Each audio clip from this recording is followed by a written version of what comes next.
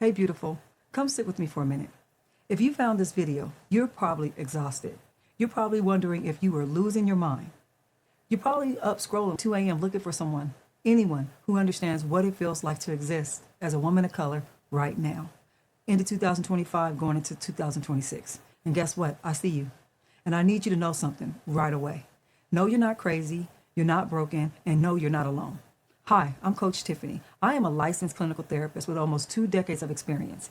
But more importantly, I'm a woman of color who is living through the exact same thing you are. And I'm here because we need to talk about something nobody else is talking about. Here's what my channel is all about: emotional survival. Not some self-care Sunday bubble bath stuff. Not some good vibes only toxic positivity. No, not advice that pretends we are able to meditate away systemic racism. No, I'm talking about the real survival tools we need to navigate real threats. Because here's what I know from my 19 years in mental health. The mainstream wellness industry keeps telling women of color that we need to fix ourselves, that we need to be less sensitive, not so angry, not so anxious, that we need to manage our stress better, practice more gratitude, think more positively. But honey, you're not the problem. The world is. But let me break that down more. Our nervous system isn't malfunctioning because it's responding to what we perceive as racism. That tension you feel in spaces where you're the only one that looks like you, that's not pathological. That's an inherited wisdom learned over generations.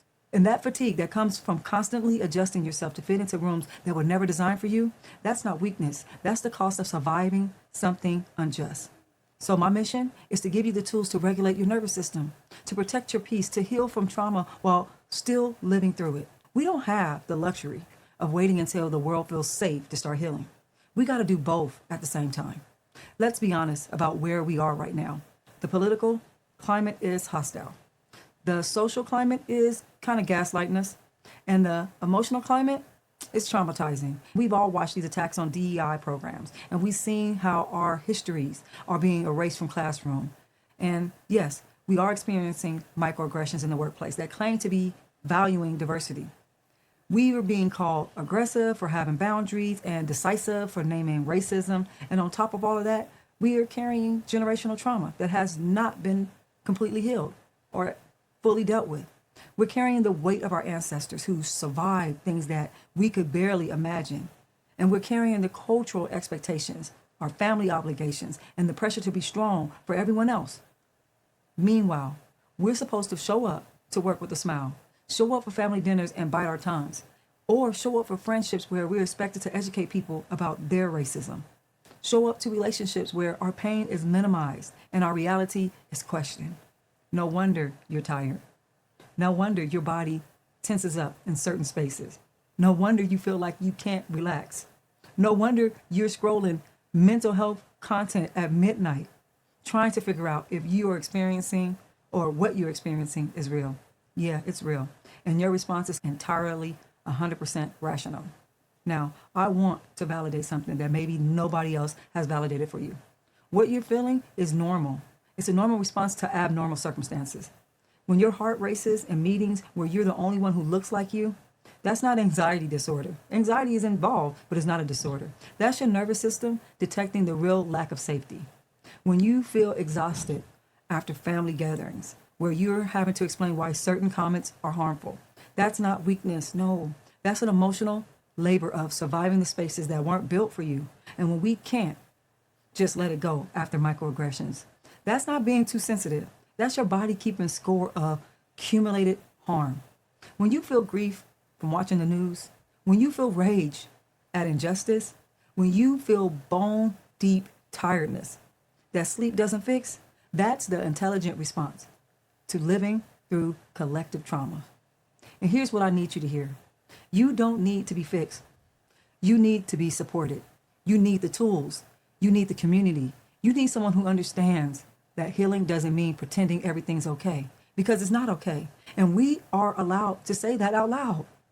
We are allowed to name what is happening. We are allowed to feel what we feel. And we're allowed to need more than some meditation apps or vision boards. Your pain is valid. Your exhaustion is earned. Your responses are intelligent. And your need for support is not a sign of weakness. It is a sign of wisdom. So here's what we can expect from this channel. First, nervous system education that makes sense for our bodies. How to work with your nervous system instead of against it. We're going to be talking about some breathing techniques that actually work in real time, some grounding exercises that you can do at your desk, regulation strategies that don't require you to pretend everything's fine. Second, tools for navigating racial hostility in real life. How do you stay regulated when someone says, "I don't see color"? What do you do when you are called aggressive for setting boundaries? And how do you survive workplace microaggressions without losing your mind? I'm going to give you specific practical techniques you can use in those moments.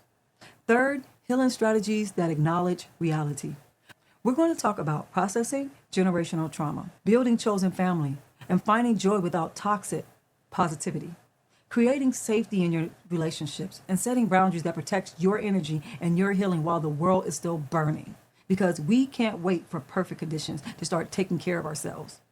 Fourth is community connection. You're going to see yourself in these videos. You're going to feel less alone, and you're going to find a language for experiences that you thought only you had. You're going to find connection with other women of color who get it in a way that doesn't require explanation.